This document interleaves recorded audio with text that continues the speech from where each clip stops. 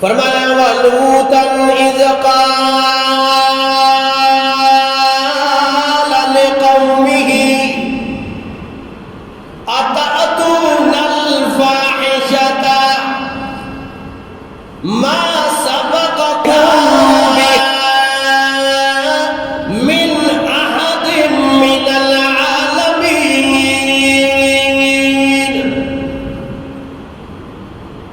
سب سے سخت ترین عذاب آیا، سخت ترین عذاب آیا لوط علیہ السلام کی قوم پر۔ تین عذاب اللہ کی طرف سے نازل ہوئے، چیخ کا عذاب، پتھروں کا عذاب، اور زمین سے اللہ نے اٹھایا، اس زمین کے ٹکڑے کو آسمان سے نیچے گرا دیا۔ اتنا سخت عذاب۔ قصور کیا تھا اللہ؟ فرمایا حضرت لوط علیہ السلام قوم کے سامنے کھڑے ہیں اور قوم والوں کو کہہ رہے ہیں اتأتون الرجال شہوة من دون النساء۔ ظالموں، یہ کیا گناہ لے کر آئے ہو؟ یہ کیا تمہارے اندر عیب پایا جا رہا ہے کہ اپنی خواہشات کو عورتوں کو چھوڑ کر مردوں سے اپنی خواہشات پوری کرتے ہو؟ اور کہا اتأتون الفاحشۃ، یہ جو بے حیائی لے کر آئے ہو، ما سبقکم بہا من احد من العالمین، جہان میں سے اس سے پہلے اتنا بڑا گناہ نہیں ہوا تھا۔ ایک فطرت کے خلاف بھی عمل، ایک شریعت کے خلاف بھی عمل۔ فطرت کیا ہے؟ کہ فطرت یہ ہے کہ ہر مادہ اپنی مؤنث کی طرف جاتا ہے، یہ فطرت ہے۔ اور شریعت یہ ہے کہ شریعت کے مطابق اللہ کا نام لے کر کسی عورت کو قبول کیا جائے، پھر اس سے شہوت پوری کی جائے۔ فطرت کے خلاف بھی عمل، شریعت کے خلاف بھی عمل، جہان میں سے اس سے بڑا گناہ کوئی نہیں۔ اور پھر فرمایا بل انتم قوم مسرفون،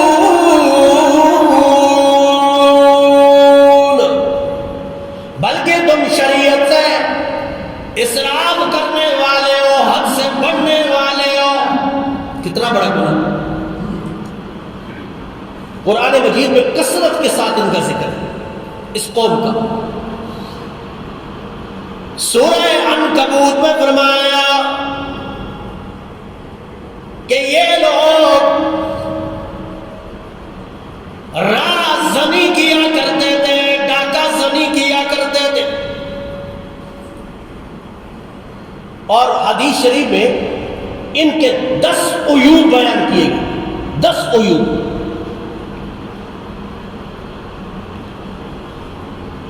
فرمایا پہلا عیب ان کے اندر یہ تھا عملتھا قوم لوط۔ پہلا عیب جو قرآن نے بیان کیا کہ مردوں سے شہوت رانی پوری کیا کرتے تھے۔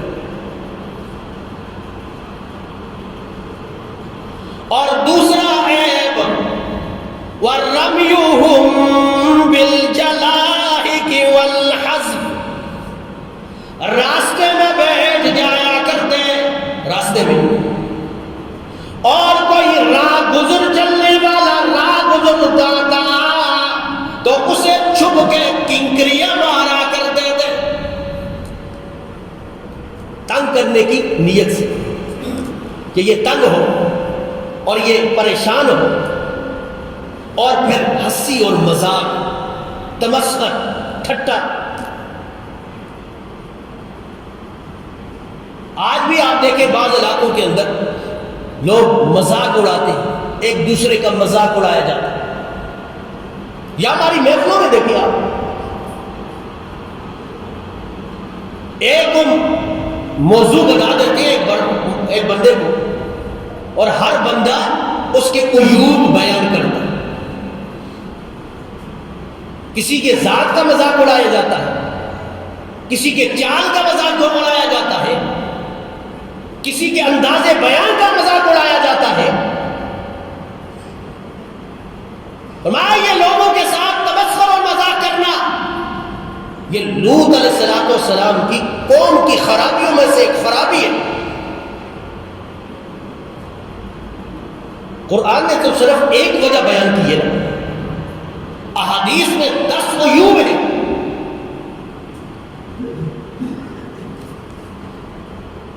ہماری شریعت کا مسئلہ کیا ہے کہ کسی آدمی کی طرف تیر و تلوار کا اشارہ کرنا بھی ناجائز ہے۔ مذاق کے ساتھ کسی کی طرف تیر یا تلوار کا مذاق کیسے؟ مذاق کے طور پر کسی کی طرف اشارہ کرنا بھی ممنوع ہے۔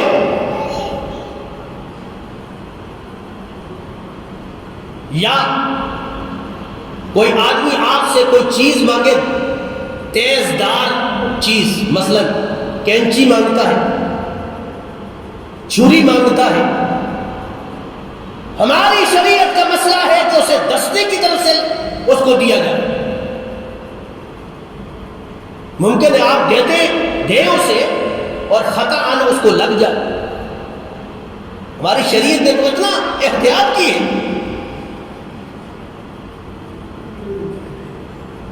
اور پھر کسی کا مذاق اڑایا جائے، یہ تو بڑی بات ہے۔ اکثر لوگ یہ پستول صاف کرتے ہوئے گولی چل گئی اور فلاں مر گیا۔ شریعت سے ناواقفیت کی وجہ سے، کہ اگر اسے پتا ہوتا کہ کسی کی طرف خطأ بھی اشارہ کرنا بھی ناجائز ہے کسی اسلحے کا،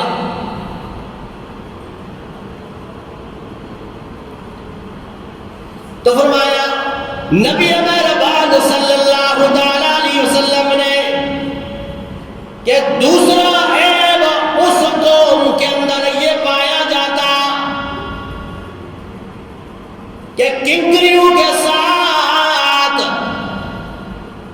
لوگوں سے مذاق کیا جاتا، تنگ کیا جاتا، کنکریاں ماری جاتی۔ اور تیسرا عیب لعبهم بالحمام، کبوتر بازی کرنا۔ آج ہے نا ہمارے معاشروں کے اندر یہ عام ہے، کوئی عیب سمجھتا ہی نہیں۔ اور یہ بات نبی مہربان صلی اللہ علیہ وسلم کی سنا رہا ہوں، اللہ کے رسول صلی اللہ علیہ وسلم نے ہمیں سمجھایا ہے جو عیب پائے جاتے ہیں اسے ختم کرنا چاہیے، اپنی زندگیوں کو شریعت کے مطابق بناؤ۔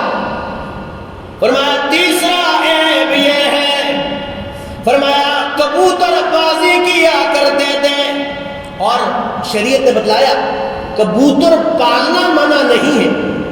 کبوتر یا چڑیا یا کوئی اور پرندہ گھر میں پالنا ممنوع نہیں ہے، بشرطے کہ اس کی تمام ضروریات کا خیال رکھا جائے۔ لیکن اس مشغولیت میں پڑھ کر شریعت کو چھوڑ دیا جائے۔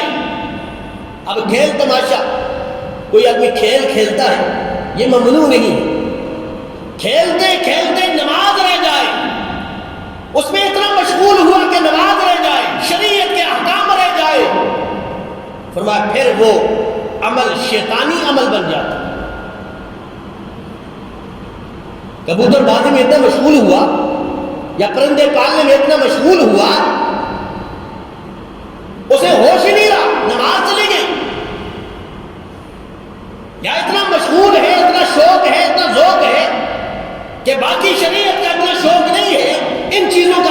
لوگ ہیں تو یہ عمل، یہ کبوتر بازی کرنا، چڑیاں پالنا، یہ ممنوع ہے اسلام کے اندر، جو اسلام کے خلاف آ رہا ہے۔ جس طرح نبی مہربان صلی اللہ علیہ وسلم نے دیکھا ایک آدمی بھاگا جا رہا ہے چڑیا کے پیچھے، کبوتر کے پیچھے، تو نبی مہربان صلی اللہ علیہ وسلم نے فرمایا وہ دیکھو شیطان کے پیچھے شیطان بھاگ رہا ہے۔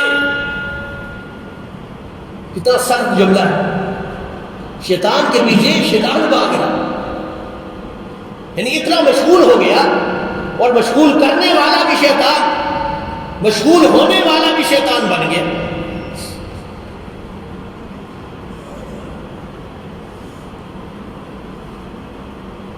ہم نے عرض کیا نا، یہ چیزوں کا پالنا ممنوع نہیں ہے،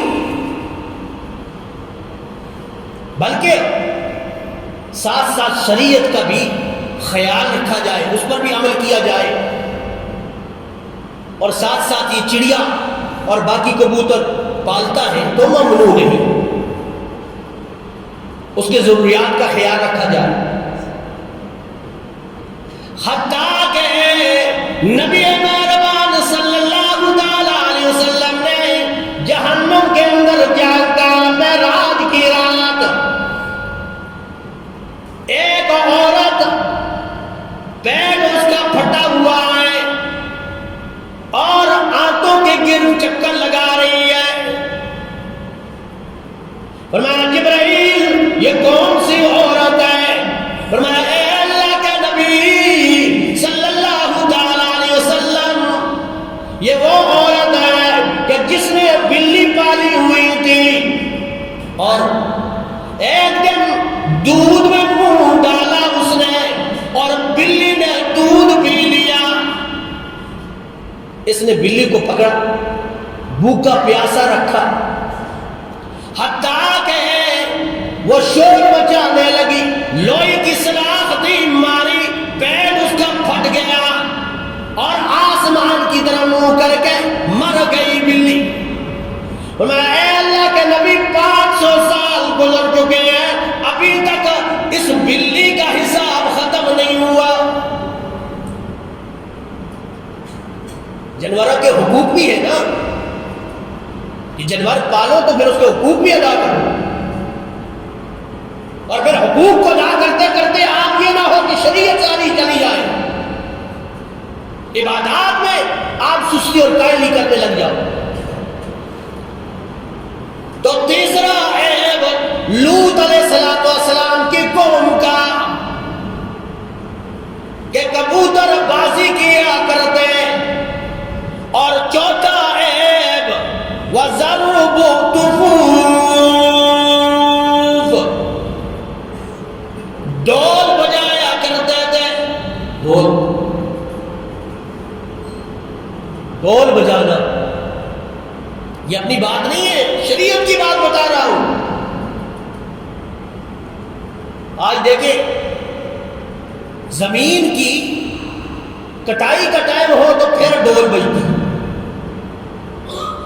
سیری اٹھانا ہو تو پھر ڈول بجتے ہیں، خوشی کے مراحل آئے تب ڈول بجتے ہیں۔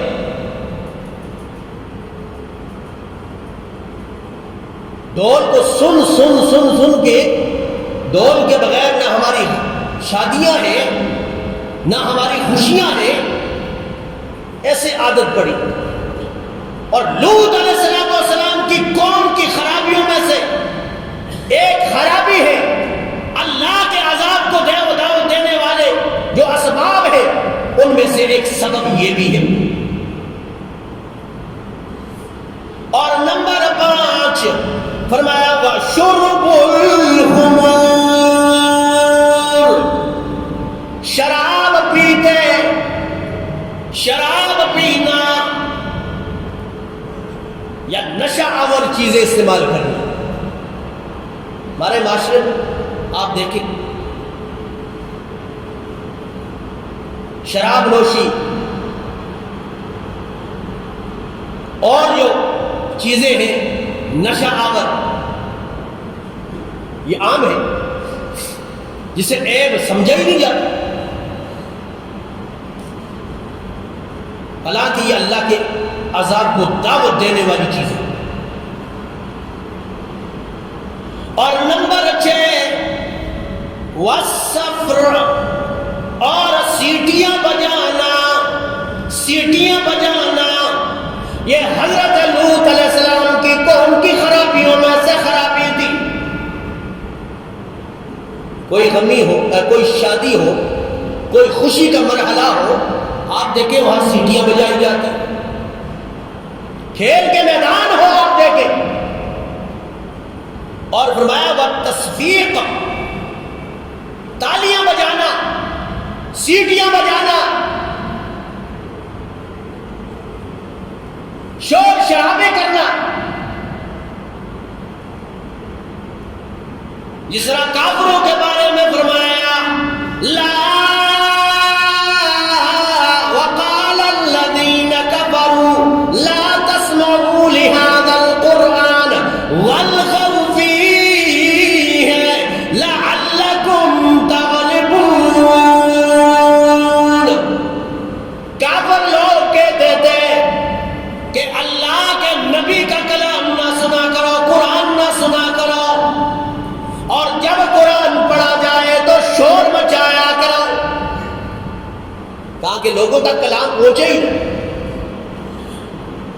آج اس امت نے بھی وہ عادتیں اپنا لی ہیں جو اللہ کے عذاب کو دعوت دینے والی ہے۔ اللہ کے عذاب کو دینے والے یہ اسباب ہیں۔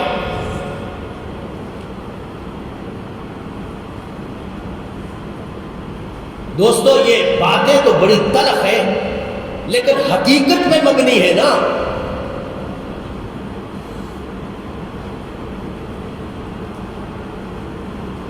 نبی مہربان صلی اللہ علیہ وسلم سے پوچھا گیا کہ متکبر آدمی کون سا ہے؟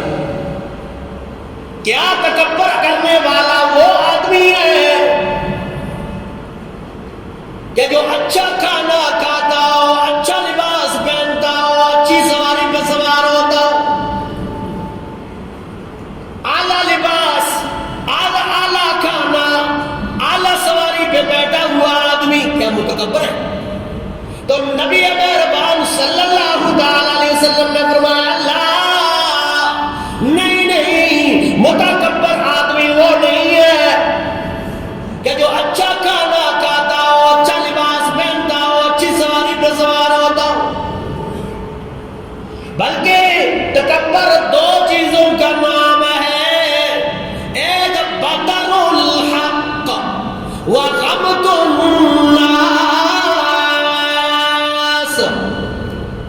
ان چیزوں کا استعمال کرنا، ان چیزوں کا استعمال کرنا اور اپنے سے مقام میں کم لوگوں کو حقیر سمجھنا، اعلیٰ سواری پہ بیٹھا ہوا پیدل چلنے والے کو حقیر سمجھے، ذلیل سمجھے، اپنے سے کم تر سمجھے، اچھا کھانا کھانا اور جو بیچارے کو سوکھی روکھی روٹی میسر ہے اس کو ذلیل سمجھنا، کم تر سمجھنا، اس بات کا نام تکبر ہے۔ اور دوسرا وَبَطَرُ الْحَقِّ، حق بات کو نہ ماننا، اللہ کے قرآن کی دلیل دی جائے کہ میں نہیں مانتا ہوں جی، میری عقل نہیں مانتی ہے جی، نبی مہربان صلی اللہ علیہ وسلم کی حدیث مبارکہ اس کے سامنے تلاوت کی جائے تو کہے جی یہ تو میرا ذہن نہیں مانتا نا جی، ٹھیک ہے کہا ہوگا لیکن یہ کیلو کال، یہ لیکن ویکن، یہ اسلام کے اندر ممنوع ہے۔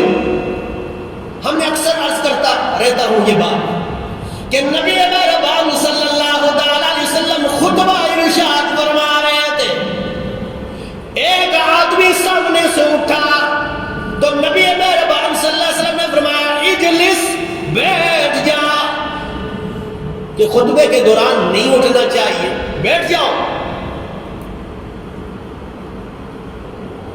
یہ آواز باہر سے آنے والے دھوپ سے آنے والے دو صحابہ کے کانوں میں پڑی تو دھوپ میں بیٹھ گئے. اجلس، بیٹھ جاؤ. تو باہر سے دور سے آنے والے دو صحابہ تھے، وضو کر کے آ رہے ہیں، وہی دھوپ میں بیٹھ گئے. تھوڑی دیر گزری، صحابہ کرام نے فرمایا اے اللہ کا نبی صلی اللہ علیہ وسلم. وہ دیکھے دو صحابہ دھوپ میں بیٹھے ہوئے ہیں، سخت گرمی کا موسم ہو اور عرب کی گرمی، جوبن کی گرمی، اور دھوپ میں بیٹھے ہوئے پسینوں سے شرابور ہے. اے اللہ کے نبی ان سے پوچھے کیا نظر مانی ہے دھوپ پہ بیٹھنے کی، کیوں بیٹھے؟ نبی مہربان صلی اللہ علیہ وسلم نے انہیں بلایا، اے میرے صحابہ آپ دھوپ پہ کیوں بیٹھے ہیں؟ فرمایا اے اللہ کے نبی آپ نے ہمیں بٹھایا ہے. نبی مہربان صلی اللہ علیہ وسلم نے فرمایا اللہ کی قسم ہے میں نے کب آپ کو بٹھایا؟ فرمایا اے اللہ کے نبی آپ کی زبان اقدس سے یہ حکم نکلا کہ اجلس، بیٹھ جا. ایمان نے گوارا نہیں کیا کہ دوسرا قدم بھی ہم اٹھا لیں. اللہ کے نبی نے فرمایا میں تو کسی دوسرے صحابی کو کہہ رہا ہوں. انہوں نے کہا اللہ کے نبی ہمارے ایمان کا تقاضا تو یہ تھا مان لے. وہ اطاعت کرنے والے لوگ تھے، ہم کیلو کال کرنے والے لوگ، حجت بازیاں کرنے والے لوگ. اپنے مطلب کی شریعت ہے تو ٹھیک ہے جی ہم مانتے ہیں، مطلب کی نہیں ہے تو پھر سننے کے لیے بھی تیار نہیں. پھر کہتے ہیں جی مولوی بڑی سخت باتیں کرتا ہے. بھئی اللہ کا پیغام آپ تک پہنچا رہے ہیں، نبی کے فرامین آپ تک پہنچا رہے ہیں. اگر آپ کے اندر وہ عیب پایا جاتا ہے تو آپ اس عیب کو درست کریں نا، اس کی اصلاح کریں نا. شریعت سیکھنے سکھانے کا نام ہے.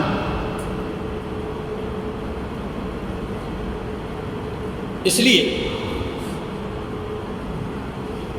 اس قوم کے اندر خرابیاں، ڈول بھی بجاتے تھے، شور بھی مچاتے تھے، تالیاں بھی بجاتے تھے، مذاق بھی کیا کرتے تھے، لوگوں کو تنگ بھی کیا کرتے تھے، شراب نوشی بھی عام تھی.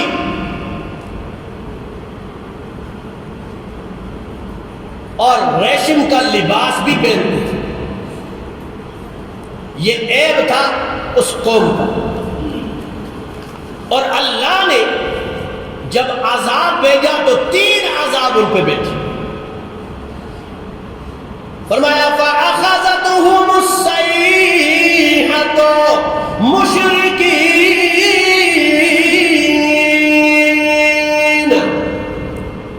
سورج طلوع ہونے کے ساتھ پہلا عذاب اللہ کی طرف سے آیا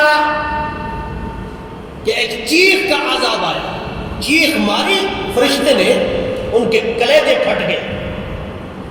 دوسرا عذاب آیا فَجَعَلْنَا عَلِيَهَا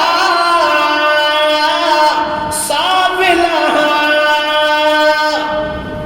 اللہ نے زمین کو اٹھایا اوپر کی طرف، یعنی زمین کو اوپر کر دیا، آسمان کو نیچے کر دیا. عالیہ سافلہ. دوسرا عذاب یہ تھا اللہ نے زمین سے ان کو اٹھایا، زمین کا وہ ٹکڑا جن پہ انہوں نے نافرمانی کر ڈالی اور نافرمانی کی بھی حد کر ڈالی، تمام حدیں پار کر گئے، جانوروں سے بدتر بن گئے. اور تیسرا عذاب آیا وَأَمْطَرْنَا عَلَيْهِمْ حِجَارَةً مِّن سِجِّيلٍ. اللہ نے مسلسل نشان زدہ ان پہ پتھر برسائے. اور مفسرین نے فرمایا اس پہ نام لکھا ہوا تھا، فلاں کا نام ہے، اس پہ لگا، دوسرے کا نام، تیسرے کا نام، چوتھے کا نام. بلکہ بعض نے یہ کہا ہے کہ جتنے اعلیٰ درجے کا گناہگار تھا نا، جتنا بدکار تھا، خواہشات میں جتنا حریص تھا، اتنا بڑا پتھر اس پہ لگا۔ عبرت کا نشان بنا دیا اللہ کریم۔ تو پہلے اقوام کی تباہی کے اسباب کہ جھٹلانا انبیاء علیہ السلام کو، ان کی دعوت کو جھٹلانا، انکار کرنا، دوسرا ان کے ساتھ مذاق کرنا، اور تیسرا جدال کا راستہ اختیار کرنا، یعنی جنگ و جدال کرنا۔ یہ تین عیوب ان کے اندر اگر پائے جاتے تھے پہلی شریعتوں کے اندر، اللہ نے ان اقوام کو تباہ و برباد کر دیا۔ اللہ سے دعا ہے اللہ ہمیں عمل کی توفیق